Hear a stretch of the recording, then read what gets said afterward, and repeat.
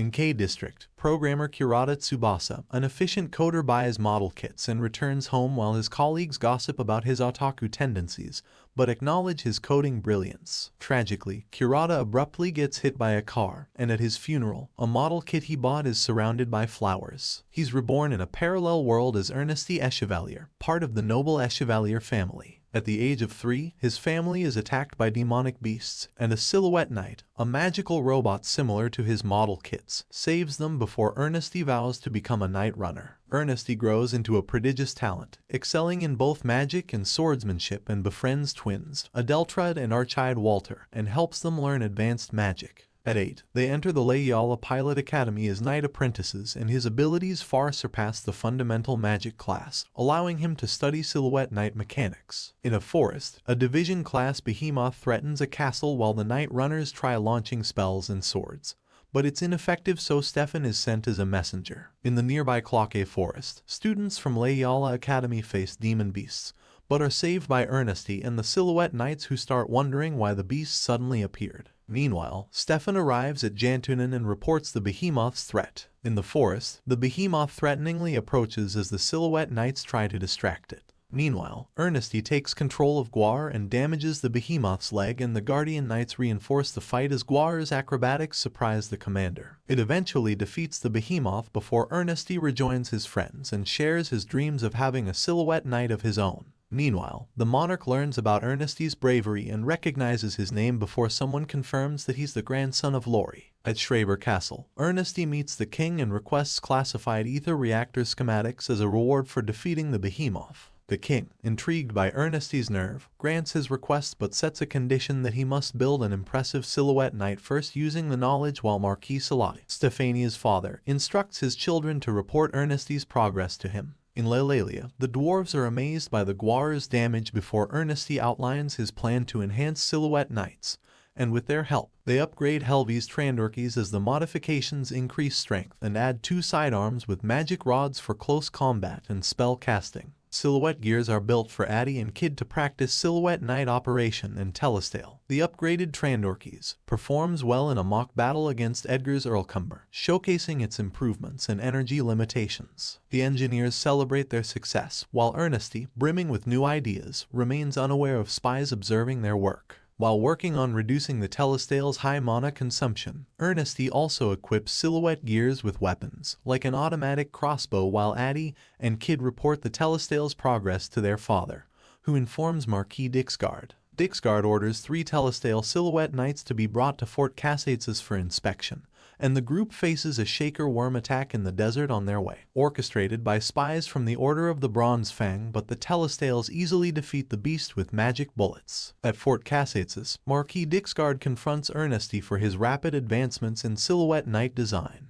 Ernesty, uninterested in fame or riches, reveals his unwavering passion for building silhouette knights, and Dixgard, who's taken aback, slowly agrees to the deal. Meanwhile, as Ernesty's friends head to Fort Cassates, the Order of the Bronze Fang set up a demon beast attack in a nearby village, diverting the Scarlet Rabbit Knights' attention and setting up their own plans. Edgar, Dietrich, Batson, David, Kid, and Addie head to Fort Cassates in their silhouette knights, and Lady Kurhild and her Bronze Fang Knights infiltrate the fort, taking control of its silhouette knights, including 2 Telestales. Despite the Scarlet Rabbit Knights' efforts to stop them, Lady Kurhild and her group escape with the Telestales and encounter Edgar and Dietrich, who, with Kid and Addie in their silhouette gears, try to defeat them. Ernesty joins Commander Fredholm to assist in the fort's defense, and Dietrich, Kid, and Addie manage to defeat Lady Kurhild's subordinates, but she escapes to Vendabadala after defeating Edgar. Marquis Dixgard discovers the intruders used a forbidden substance, cursed bait, to attract demon beasts, and days later, King Ambrosius thanks Ernesty and his friends for their efforts and establishes the Order of the Silver Phoenix, led by Ernesty,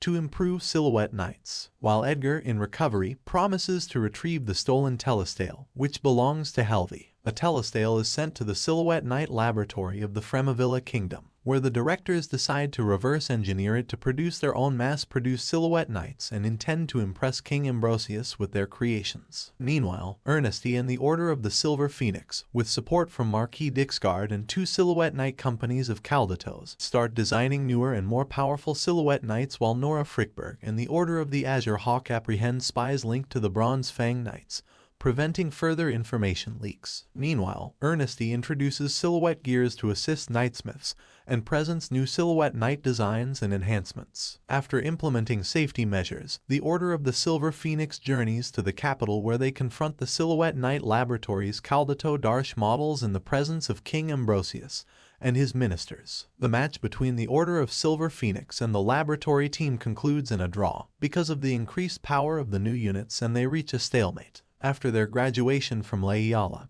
Ernesty and his friends, along with the rest of the Order, relocate to Fort Oropsius to fully commit to the development of silhouette knights. Meanwhile, King Ambrosius decides to retire, passing the kingdom to his son, Leodamus, and approaches Ernesty with a request to create exclusive silhouette knights for himself and his grandson, Prince Amrise. Thus, the Order produces 2 units with identical capabilities, one silver named Gilbariga, and the other gold named Goldleo.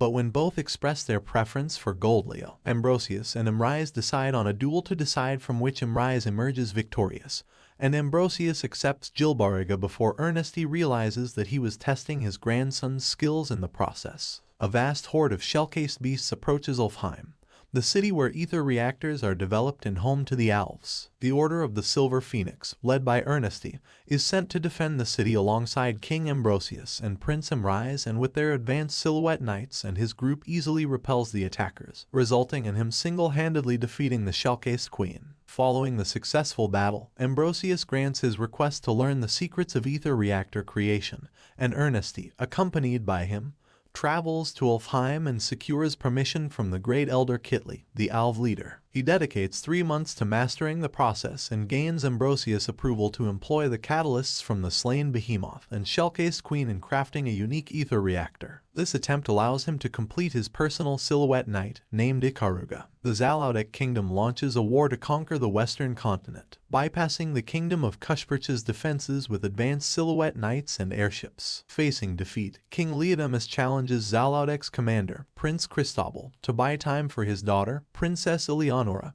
to escape. Unfortunately, the king loses, and Eleonora, along with her aunt Martina and cousin Isidola, is captured. In response, Leodamus sends the Order of the Silver Phoenix, led by Amrise, to investigate the situation, and they easily defeat the border guards and discover that the enemy's silhouette knights share technology with the stolen telestale from Fort Cassaetsis before realizing the thieves' Zalaudek connection as Ernesty and his team plan Eleonora's rescue. However, news of their presence reaches Cristobal, which results in him sending Gustav Mardons to confront them, and a battle ensues.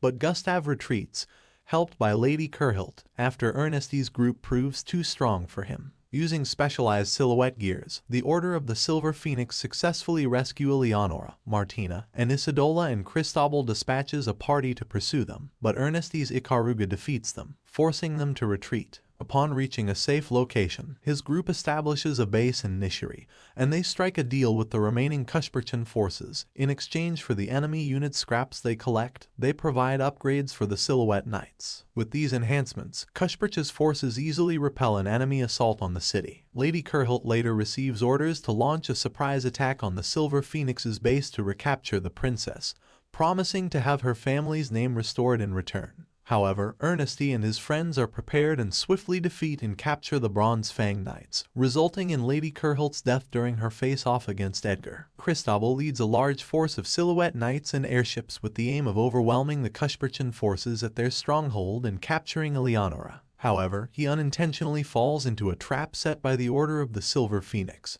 who now possess javelin missiles to take down the Zalaudek airships. With the Silver Phoenix's superior Silhouette Knights, Cristobal's forces are routed, and his airship attempts to escape but is stopped by the Ikaruga before Ernesty soundly defeats him in battle, who then tries to bribe him to join his side. However, he expresses no interest in nobility, and Cristobal chooses to fall to his death rather than get captured, deeply unsettling his troops and causing them to retreat. Eleonora rises to the throne as the Queen of Cushpercha and signals the rebirth of her nation, and as the combined forces of the Silver Phoenix and Cushpercha reclaim their territories, Horatio Gajas, the chief scientist of Zalaudek, vows to construct a new weapon to avenge her brother's death. Several months later, the Silver Phoenix and Cushperchan forces finally recapture a fortress held by Zalaudek, but are confronted by Horatio's new weapon, a massive airship resembling a drake. Zalaudek deploys the Viver, their latest weapon, against Ernestie's Ikaruga. Simultaneously, Gustavo, Dalodio's son, battles Dietrich's troops, but a clever trick by Dietrich forces him to abandon his Silhouette Knight because of mana depletion, and Ernestie struggles to pierce the Viver's defenses, leading to a forced landing of the Ikaruga when the Viver releases chaff smoke, damaging the jet engines. Eventually, the Viver retreats, having exhausted its mana reserves in a failed attempt to destroy the Ikaruga, and Horatio upgrades it with a larger ether reactor. As Gustavo receives the royal family's Silhouette Knight, Alcalorix, from Princess Catalina, the Silver Phoenix and Cushperchan forces, after deciding on their strategies, decide to have Eleonora lead the Cushperchan army in recapturing Delvincull, while Ernestie and the Silver Phoenix Knights face the Viver. During the battle at the final fortress before Delvincull, the Viver, now with Horatio aboard, attacks Eleonora's position, but Ernestie surprises them by refurbishing a captured airship for a face-off. Ernestie's party devises a strategy to attack the Viver by luring it away, then launching a missile assault with javelin missiles loaded with oil. The missiles ignite, engulfing the Viver in flames, and Dalodio activates the Viver's Dragon Blood reactor in response,